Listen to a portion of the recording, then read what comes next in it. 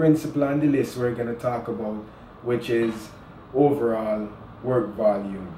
Now, I'm going to skip from 3 to 4 because 4 and 2 kind of are related to each other. Now, work volume.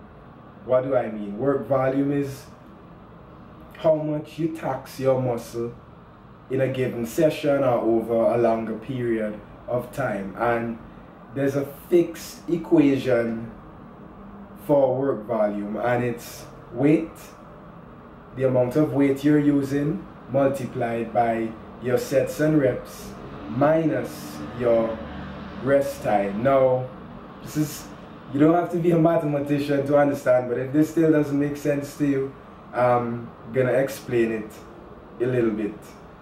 Now, work volume, this equation is actually pretty simple. Now, generally speaking, everybody thinks if we're gonna work our muscle and for guys get bigger and really train our muscle hard, we need to add weight, add weight, add weight. And that's not incorrect.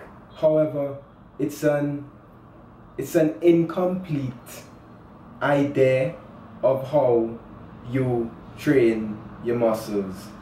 For your muscles to grow, all you need is to keep increasing that equation on the side of work volume. Over time, you need to be getting in a bigger amount of work volume. Now, in that equation, you could see if you add more weight, obviously your work volume on the left hand side is also going to increase. However, we also have weight is multiplied by sets and reps. So you could also increase your work volume by increasing your sets and reps.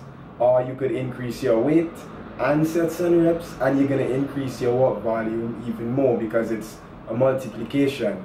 So, for example, if we have weight, let's give some random figures, is equal to, we have a weight of 3 pounds and we have sets of 5. 3 times 5 is 15, so our, ignoring rest time, our work volume would be at 15.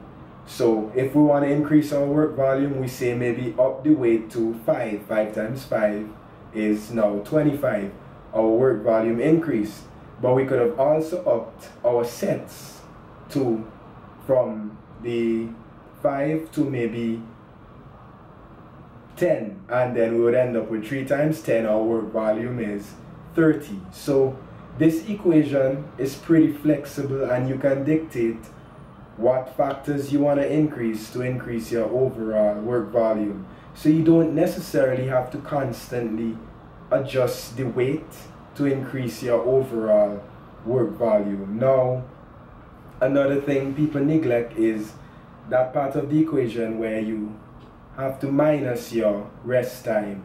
Now, the reason why it's there as a minus is, for example, if you increase your rest time, you're gonna notice you have a bigger figure to minus from weight multiplied by sets and reps, and the more your rest time, you're gonna end up with a smaller total work volume. So another way of increasing your work volume is decreasing the value of that figure you have to minus. So the shorter your rest time is, the greater your overall work volume.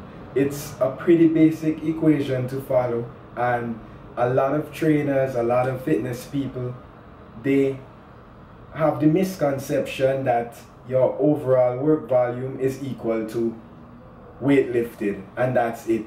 And that is, it's not incorrect, but it's not a complete equation. They have overlooked these other 2 factors that also can be adjusted to increase your work volume. Now, when you're lifting weights in the gym, obviously the factor you're going to play with the most and is really convenient to play with is the amount of weight lifted. You can just increase that and you have an increase over time of overall work volume.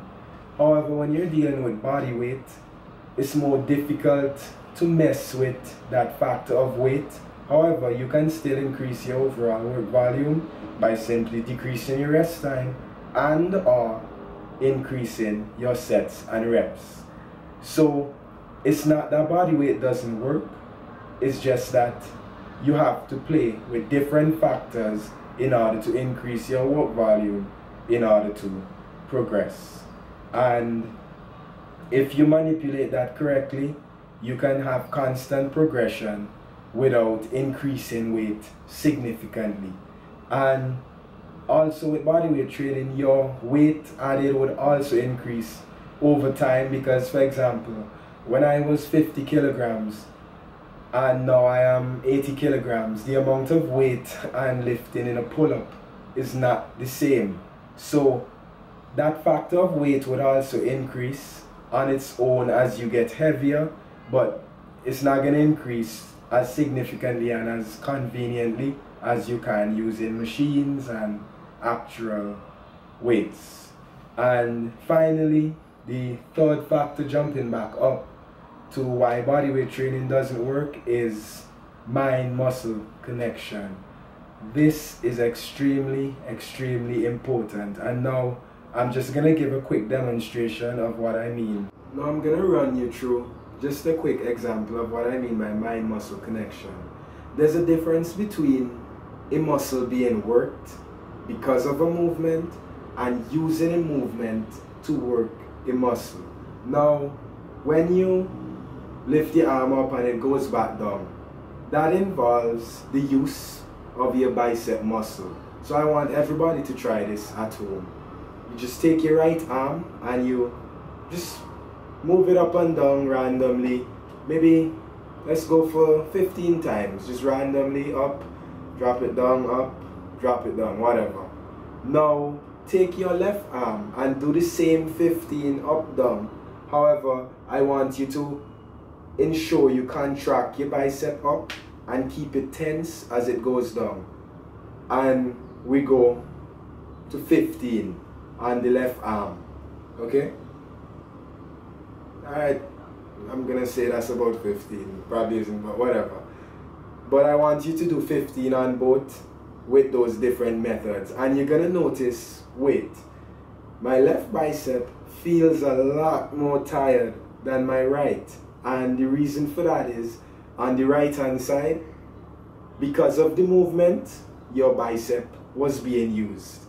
However, on the left, you are using that movement in order to work your bicep muscle.